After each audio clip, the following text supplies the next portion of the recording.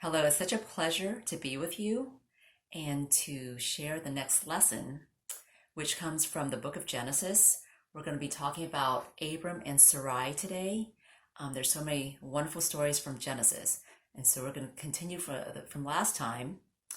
And this week, we're going to talk about a covenant, which is a big word for a promise, and usually is a holy promise, similar to the one that was talked about in the lesson with Noah, when God made a promise, a covenant to Noah that he would never flood the earth again. And so in today's lesson, God appears to Abram, who at that time was 99 years old, and he tells Abram, "You will be the father of many nations. No longer will you be called Abram. Your name will be Abraham. For I have made you a father of many nations. I will make you very fruitful. I will make nations of you, and kings will come from you. And as for you, Sarai, your name will be Sarah. I will bless Sarah, and surely she will have a son. I will bless her that she will be the mother of many nations. Kings of people will come from her." Okay, and again, this promise that God made is quite shocking because Abraham now and Sarah had tried for many years and could not have a child. And now they're in their 90s, and God is telling them that they're going to have a baby, and it's shocking to say the least. And later, God appears in the form of three men who come and remind Abraham and Sarah again that in a year they will have a child. And so, of course, a year later, when Abraham is like 100, and I think Sarah will be like 91, they have a son. And the son is named Isaac, which means he laughs. And you can imagine that is probably the feeling that reflected how they felt. Just, sometimes we laugh because we're overwhelmed, surprised, joyful, and in disbelief. And so that name is perfect for Isaac, who would fulfill that promise that God made with Abraham. And Isaac would go on to have children, and his children would have children, and they would grow and they would become the people of God who would follow the laws that God had set.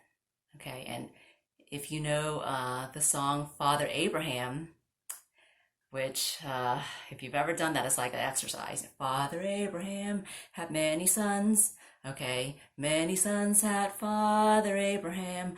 I am one of them, and so are you. So let's all praise the Lord. And then we do all these hand motions and leg motions.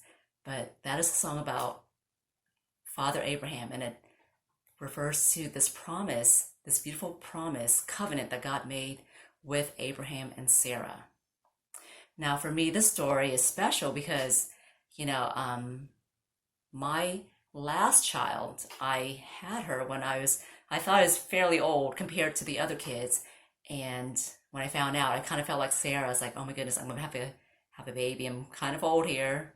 I'm not quite 90, like Sarah was, but it was very special, and I felt connected to the story in particular. And when I was pregnant with my child, I made many promises, and I think many mothers do, and many parents. When you have children, you make many promises to them, to God, that you will take care of them.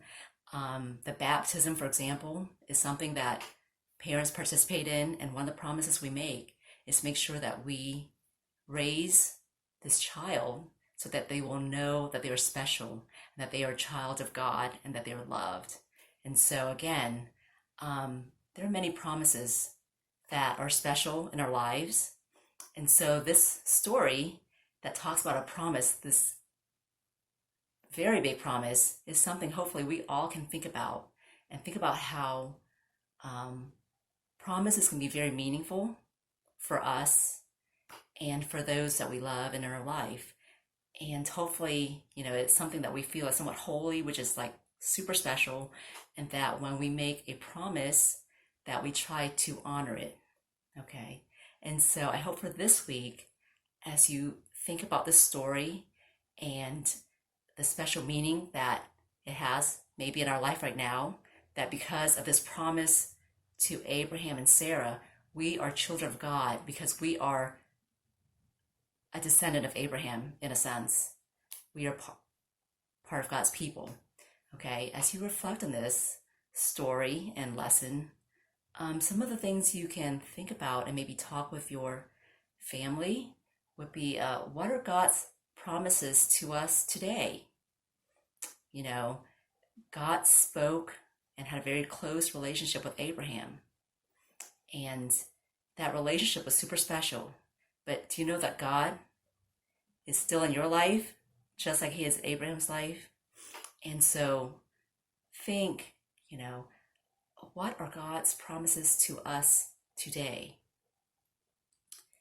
And also, another question to maybe think about is, how do you respond to God's promises to you? So again,